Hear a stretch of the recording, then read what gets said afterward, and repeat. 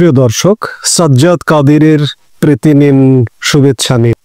এই মুহূর্তে আপনাদের সামনে কথা বলতে এসেছি আওয়ামী লীগের মিডিয়ার নিয়ন্ত্রণ এখনো শিবিরের হাতে কেন, এই প্রসঙ্গটা নিয়ে আপনাদের সামনে কথা বলবো।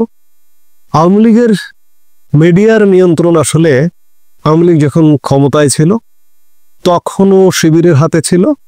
আজকে ক্ষমতাচ্যুত চরম পর্যদস্ত অবস্থা, আজকেও আওয়ামী লীগের মিডিয়ার নিয়ন্ত্রণ 1 বছর হয়ে গেছে এখনো শিবিরের হাতে। অনেকে সাদা চোখে হয়তো ভাবতে পারেন যে আওয়ামী লীগ যখন ক্ষমতায় ছিল ক্ষমতার রসকস খেতে শিবির ছাত্রলীগের মধ্যে ঢুকেছিল, কিংবা জামাতের লোকজন আওয়ামী লীগের মধ্যে ঢুকেছিল ছদ্মবেশে। আপনারা আজকে অনেক নিদর্শন দেখতে পাচ্ছেন আওয়ামী লীগ পতন হয়েছে 1 বছর, এই 1 বছরের মধ্যে। বিশেষ করে ঢাকা বিশ্ববিদ্যালয়ের রাজনীতিতে যদি আপনি খেয়াল করেন, এই যে 9 সেপ্টেম্বর যে ঢাকা বিশ্ববিদ্যালয়ের ডাকসু নির্বাচন হয়ে গেল, ডাকসুর যে শিবির সমর্থিত শিবিরের ভিপিজিএস, তাদেরকেও আপনারা ছাত্রলীগের সঙ্গে ওঠা বসা করতে দেখেছেন। নির্বাচনের পরে বিভিন্ন ছবি প্রকাশ হতে দেখেছেন, তারা ছদ্মবেশে ছাত্রলীগের ভেতরে ঢুকেছিল, কিংবা আওয়ামী লীগের ভেতরে জামাতের লোকজন ঢুকেছিল। এখন হয়তো অনেকে বলবেন যে আওয়ামী লীগের তো করুণ অবস্থা, এই করুণ অবস্থায়, এই পর্যদস্ত অবস্থায় শিবির কিংবা জামাত আওয়ামী লীগের মধ্যে কেন ঢুকে থাকবে? যদি এটা ভেবে থাকেন তাহলে ভুল ভেবে থাকছেন। কারণ জামাত শিবিরের প্রধান প্রতিপক্ষ হচ্ছে আওয়ামী লীগ। আওয়ামী লীগের উপরে গোয়েন্দা তৎপরতা চালানোর জন্য এবং আওয়ামী লীগ যাতে খুব সহজে উঠে দাঁড়াতে না পারে, এজন্য আওয়ামী লীগ যত করুণ অবস্থায় থাকুক না কেন, শেষ বিন্দু পর্যন্ত থাকা পর্যন্ত গোয়েন্দা তৎপরতার জন্য হলেও আওয়ামী লীগের ভেতরে জামাত শিবির ঢুকে থাকবে।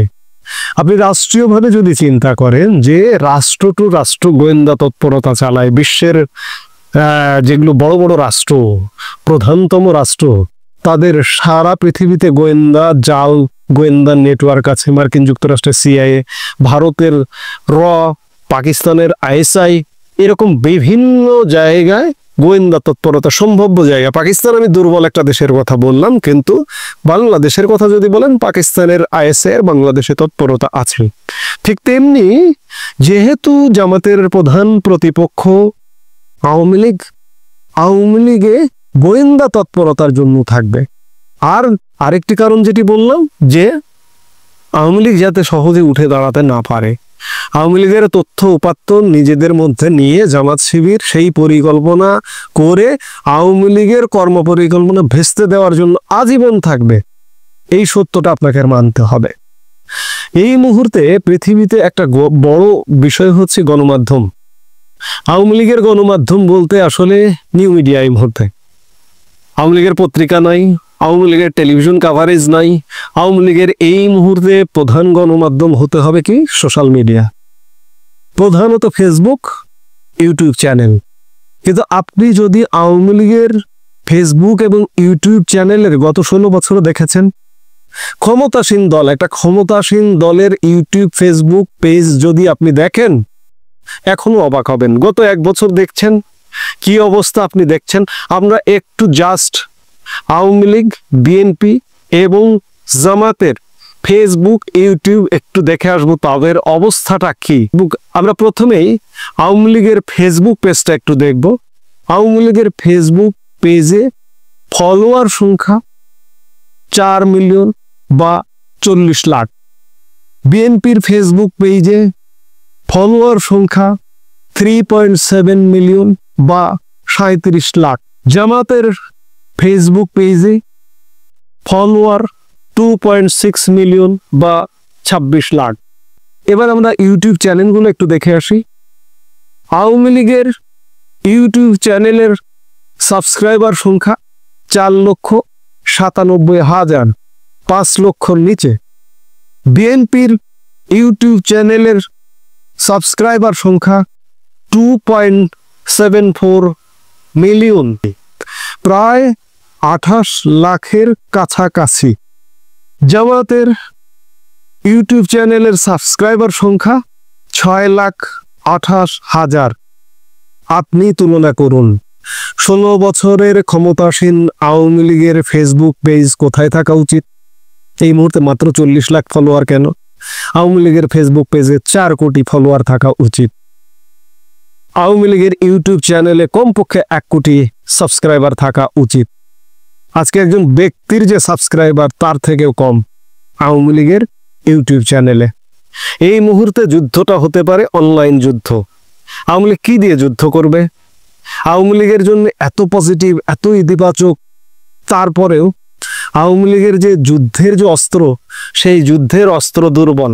জামাত ক্ষমতায় ছিল না, বিএনপি ক্ষমতায় ছিল না, কিন্তু জামাতের ইউটিউব চ্যানেলে সাবস্ক্রাইবার আওয়ামী লীগের থেকে বেশি।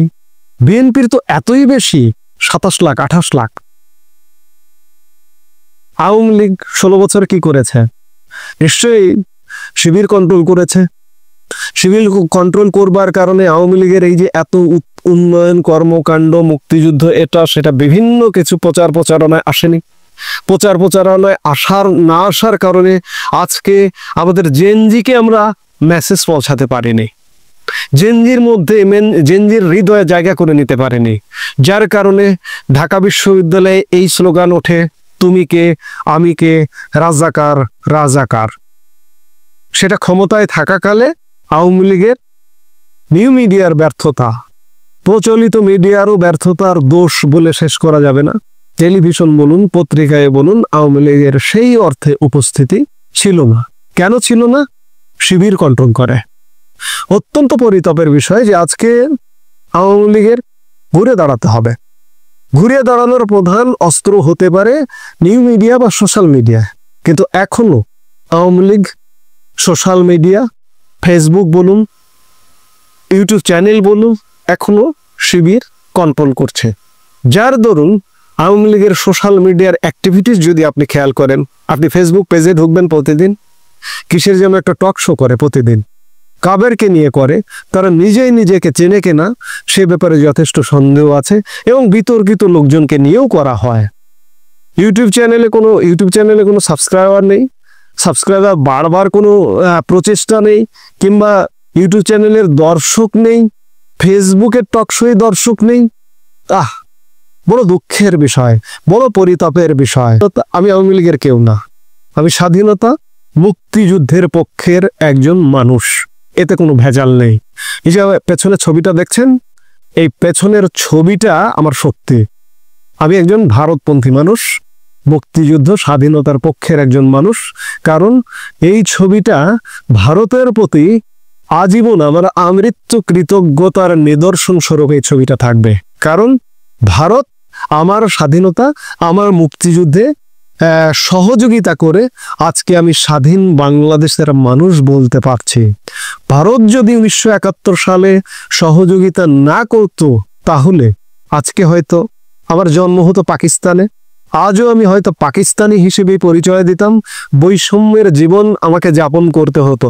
আজকে হয়তো আমাকে পাকিস্তানের বেলুচিস্তান যেভাবে 77 বছর যাবৎ জ্বলে পুড়ে ছারখার হচ্ছে, আমাকেও সেভাবে ছারখার হতে হতো।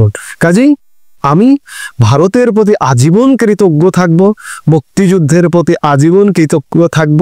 আমি আওয়ামী লীগ করি না, আওয়ামী লীগের কেউ নয়, কিন্তু আওয়ামী লীগের প্রতি আমার কৃতজ্ঞতা, আমার বাংলাদেশকে স্বাধীনতা মুক্তিযুদ্ধে নেতৃত্ব দিয়েছে, এজন্য আমি আওয়ামী লীগের কথা বলি। আমি জামাতের কথা বলতে পারবো না, কিংবা আমি বিএনপির কথা বলতে পারবো না, কারণ বিএনপির কোনো পন্থা নেই, মুক্তিযুদ্ধের পন্থা নেই, মুক্তিযুদ্ধ বিরোধী পন্থা নেই, ভারত পন্থা নেই, পাকিস্তান পন্থা নেই। জামাতকে আমি ডাইরেক্ট আঙ্গুল নির্দেশ করতে পারবো, মুক্তিযুদ্ধ বিরোধী শক্তি, পাকিস্তান পন্থী শক্তি। কাজেই জামাত আমার প্রতিপক্ষ। সেই জায়গা থেকে আমি আওয়ামী লীগকে ফেভার করব বা ফেভার করি, আমি যদিও দলীয় রাজনীতি করি না। আজকে আওয়ামী লীগের দৈন্য দশা দেখে, দুর্বলতা দেখে আমি অনেকের সাথে আলাপও করেছি এই বিষয়গুলো নিয়ে, যে আওয়ামী লীগ নিউ মিডিয়ায়, সোশ্যাল মিডিয়ায় এত দুর্বলতা নিয়ে আজকের যুদ্ধটা কিভাবে হবে, কেউ কোনো সদুত্তর দিতে পারে না বা দিতে পারেনি। আওয়ামী লীগ আসলে কোথায় জিম্মি হয়ে আছে, সেই জায়গাটা চিহ্নিত করা দরকার। আমরা কদিন আগে আসার কথা শুনলাম যে আওয়ামী লীগ প্রধান শেখ হাসিনা তার সন্তানদের দায়িত্বে নিয়ে আসছেন, দায়িত্ব দিচ্ছেন। আমরা আশা করব যে আওয়ামী লীগের আগামীর যুদ্ধ এই নিউ মিডিয়া দিয়ে যুদ্ধ হবে এবং প্রথম কাজ হবে শিবির মুক্ত করা। এবং শিবিরের গোয়েন্দা তৎপরতা কোথায় আছে, জামাতের গোয়েন্দা তৎপরতা কোথায় আছে, সেটি বের করা। কে শিবির, কোথা থেকে শিবির, কোন সূত্রে শিবির, আমি এগুলো বলবো না। আপনাদেরও গোয়েন্দা থাকতে হবে, আপনাদেরও স্পাই থাকতে হবে, আপনাদেরও খুঁজে বের করতে হবে কে শিবির, কে কিভাবে আপনাদের পেজটাকে পরিচালনা করছে, কে কিভাবে আপনার পেজটাকে অপব্যবহার করছে। Awami League official Facebook page, Awami League official YouTube channel বলা হচ্ছে, কিন্তু সেখানে কি হচ্ছে এগুলো দেখাটাও আওয়ামী লীগের যুদ্ধ জয়। এই যে আজকে স্বাধীনতা মুক্তিযুদ্ধ সুরক্ষার জন্য আওয়ামী লীগের যুদ্ধের জয়, একটি কল্যাণ, একটি ভালো, একটি অসাম্প্রদায়িক বাংলাদেশ নির্মাণের যুদ্ধের জয় করতে হবে আওয়ামী লীগকে। এই জন্য আওয়ামী লীগের এই মুহূর্তের যুদ্ধের প্রধান টুল সোশ্যাল মিডিয়া। সেই সোশ্যাল মিডিয়ায় যদি আপনার শিবির কন্ট্রোল করে, তাহলে আওয়ামী লীগের খুব সহসা ঘুরে দাঁড়ানো কঠিন ব্যাপার হয়ে যাবে। আওয়ামী লীগ ঘুরে দাঁড়ানোর সব অনুষঙ্গ রেডি, কিন্তু এই জায়গাগুলোই যদি গুরুত্ব না দেন, 16 বছরে যেমন আপনারা প্রচারণায় পিছিয়ে ছিলেন, তেমনি আজকে ফিরে আসা, বাংলাদেশে কার্যক্রমে ফিরে আসা, ক্ষমতায় আসা অনেক কঠিন হয়ে যাবে। পেছন থেকে ঠেলে দিয়ে হয় না। আপনি সোশ্যাল মিডিয়া 3টা দলের, জামাত, বিএনপি, আওয়ামী লীগ, 3টা দলের সোশ্যাল মিডিয়ার কার্যক্রম একটু লক্ষ্য করে দেখুন, তাহলেই আপনি বুঝতে পারবেন যে আওয়ামী লীগের সোশ্যাল মিডিয়া যেন এগুতে না পারে। পেছন থেকে টেনে ধরার একটা প্রবণতা আছে।